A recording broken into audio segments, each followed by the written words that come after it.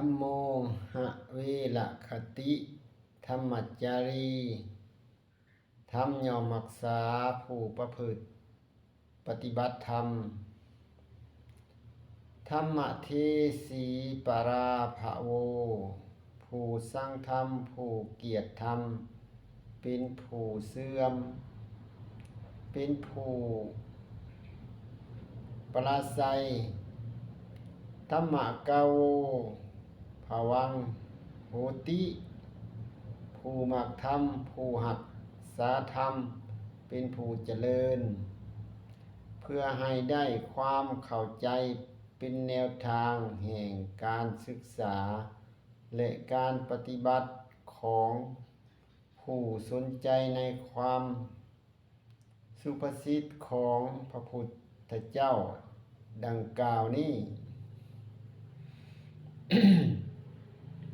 อาตมาอยากขอโอกาสขอเวลาอธิบายธรรมอันนี้เฮาก็ได้ปากได้เว้าได้หำได้เฮียนกันแต่ว่าหลายคนก็ยังบ่ทันมีความเข้าใจหลายคนก็ยังบ่ทันเห็นธรรมเห็นก็เห็นแต่เปลือกมันอันละนี่อันนี้เป็น นั้นแสดงออกบนว่าการปฏิบัติธรรมก็ดีการเจริญธรรมก็ดีอยู่ในบ้านเฮาเมืองเฮาหรือสังคมลาวเฮานี่มันได้ผลน้อยได้ประโยชน์น้อยได้บาปได้โทษนั่นหลายกว่าเฮายังบ่ทันเห็นธรรมก็เฮาสิเฮ็ดผิดถูก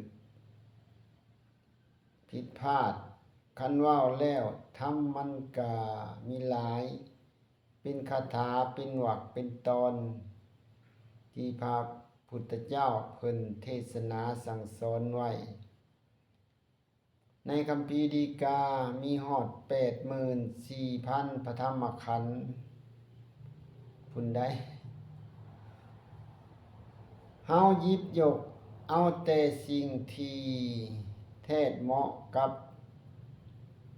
อุปนิสัยใจคอและเหมาะสมกับเฮาปานใดเฮาก็ เลือกมาปฏิบัติสิเอาทำขันธ์ศีลนี่บ่เอาขันธ์เมตตาภาวนาบ่แต่เพื่อความสะดวกความง่ายได้ในการปฏิบัติอาตมาอยากให้คำนิยามง่ายๆเนอะธรรมะคือหยังอยู่ไสธรรมะคือหน้าที่ถ้าอยากเห็นธรรมให้ปฏิบัติหน้าที่มันก็มีหลายหน้าที่มันมีหลายหน้าที่พระพุทธเจ้าเพิ่นจัดไว้หมดทำเป็นหมวดของฆราวาสทำเป็นหมวดของบรรพชิตก็มีทำของผู้ครองเรือนก็มีทำของพระมหากษัตริย์ของไพพาทราษฎรก็มีเพิ่นได้จัดไว้หมดแล้วขอให้เฮาปฏิบัติตามหน้าที่ที่ได้มอบหมายและหน้าที่ของคนมีอยู่1หน้าที่โดยธรรมหน้าที่โดยธรรมชาติ2หน้าที่จากสังคมสมมุติ3หน้าที่ทางการบ้านเมืองมอบหมายหน้าที่โดยธรรมชาติมอบหมายคือหน้าที่ความเป็นคนเป็นผู้หญิงก็ตามผู้เป็นผู้ชายก็ตาม และเป็นกระเทยก็ตาม อันจะได้สมฐานะเป็นคนก็ต้องมีธรรมะเป็นเครื่องกำกับ มีธรรมะเป็นบ่อนปฏิบัติพัฒถาธรรมะที่จะเหตุให้เป็นคนนั่นก็คือศีลนี่แหละบ่ต้อง